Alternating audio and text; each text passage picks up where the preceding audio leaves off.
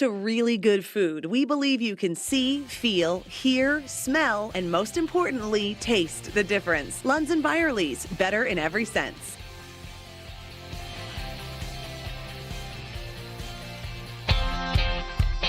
.46 is the time. It is springtime in Minnesota. The birds are chirping, and in the yard of Twin Cities Live host Elizabeth Reese, the hens are clucking.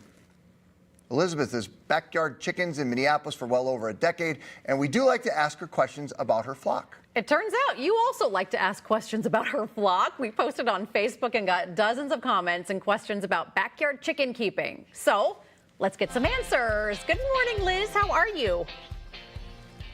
Good morning, you guys. I'm so happy to join you from my favorite place other than the kitchen inside. It's out here where the garden beds are and where the chicken coop is. So you guys are going to put me to the test, right? You got a lot of questions? We have a lot of questions. I love your coop, but people want to know, including myself, about the commitment with the chickens. I mean, is this like a daily commitment, a weekly commitment? How much time do chickens take? Okay, chickens take a fraction of the amount of time that it takes to take care of a dog. So if that helps to give you a little bit of perspective, I clean the coop out about once a week, which takes me maybe 15 minutes total. And then every night I lock up their coop. And then I also put their food away, because if I leave their food out, then the mice are going to get into it.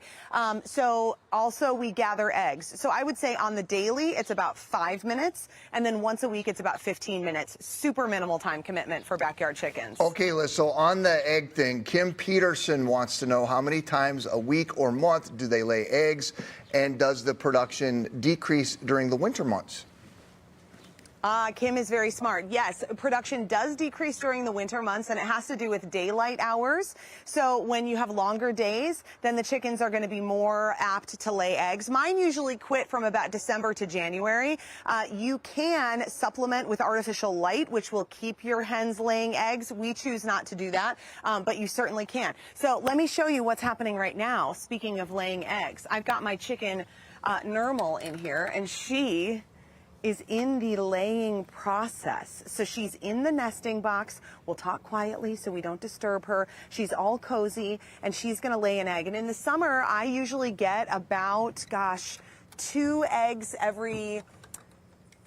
probably every 2 days. And we only have 2 chickens right now. If you have more chickens, you're obviously going to get more. But a chicken lays an egg like once every day and a half. Does that make sense to you? With, again, concentrated more in those summer months and in the spring months than in the fall and the winter. This is an ad-lib question here for you, Liz. Do both of your hens lay their eggs in that same little box, or do they each have like their own? Yes.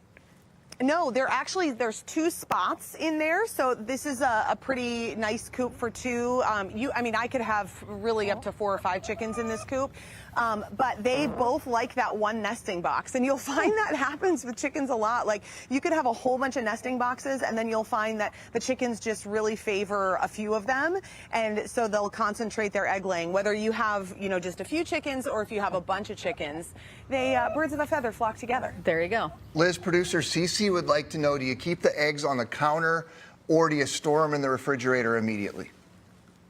Okay, that is a good question. I keep the eggs on the counter when eggs are unwashed. So I bring them in, I do not wash them, and I put them right in a little egg tray in the house, and I keep them on the counter. They're good for about a couple weeks there. They never last that long in our house because everybody loves eggs. If you're going to store them for longer than that, you'll want to put them in the fridge. And the reason why your eggs are in the fridge at the grocery store is because those eggs are washed. And that is just the way we do things in the United States. In Europe, they actually do it differently. So a lot of times you'll see eggs just sitting out room temperature. In Europe, here, it's different. So I do not wash them. I will if there's like dirt or debris or like chicken poo on them, which will happen on occasion, but not usually because I keep my coop really clean. Then I will wash them before I store them, and I might put them in the fridge. But normally unwashed on the counter, and they're good to go. All right. Joanne wants to know, do you ever get animals in your yard that try to eat the chickens? Not only do they try, they have succeeded at eating my chickens over the years. Yes, if you are going to be a backyard chicken keeper, you are going to have to understand that predators are just part of the deal. We live really close to the Mississippi River, so we have tons of wildlife. I mean, we have an eagle that lives just down the street. The most recent, I lost a chicken to a hawk. I do keep these fake owls out here. It's like, is she really into owls? Well, I keep these here because the thought is that if a bird of prey sees another bird of prey, they're going to think, oh, that bird of prey already has this area covered. I'm not going to go. But birds of prey are smart, so I actually have to move these owls around. And so far, so good. It's a tricky balance because for me, I want my chickens to be able to live life like a chicken, right? I want them to be out in the yard. I want them to be pecking in the dirt and scratching. But at the same time, I want to keep them safe. So I just sort of understand that I'm going to lose some to predators along the way. Kim would like to know what's the initial investment? Okay, you're not going to save a ton of money at the beginning. I know eggs are expensive, but building a coop can be expensive. My husband Jay actually built this coop for me, and you know, lumber costs aren't cheap either. What I would say is the initial investment is probably going to be around $1,000 if you don't have a coop. And that would be either to build one or if you have some sort of shed that you can retrofit. A lot of people do that, which is a nice option. Sometimes you can find them used. I've actually been looking at Facebook Marketplace, and there's a lot of people who build chicken coops who sell them on Facebook Marketplace. But once you get the infrastructure, so once you have your coop, which I've had for years, once you have the feeder and the waterer, you know, all the things that I have in here, then it's just some feed and a few little supplies in terms of like bedding, and the cost is pretty minimal. All right, Pam wants to know, we're just about out of time, if the chickens tear up your garden or your yard.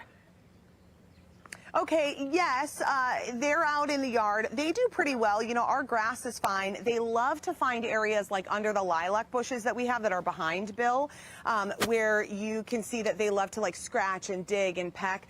The real issue with them that's kind of annoying in the yard is that they're birds. And birds poo, guys. I don't know what else to tell you. And so if you don't keep them contained to a specific area, they will like poo on the sidewalk, which drives my husband crazy. So a lot of people will think about like a bigger enclosure. We're actually considering doing some garden fencing right along here so I could keep them in this back area.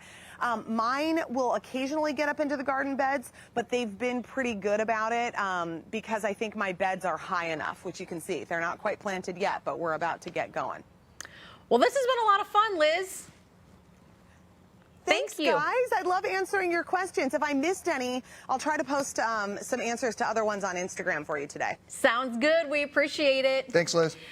Elizabeth shares her stories about chickens along with recipes on her blog. It's called Home to Homestead. You can also follow her on Instagram at Eliz Reese and watch her, of course, on Twin Cities Live at 3 o'clock.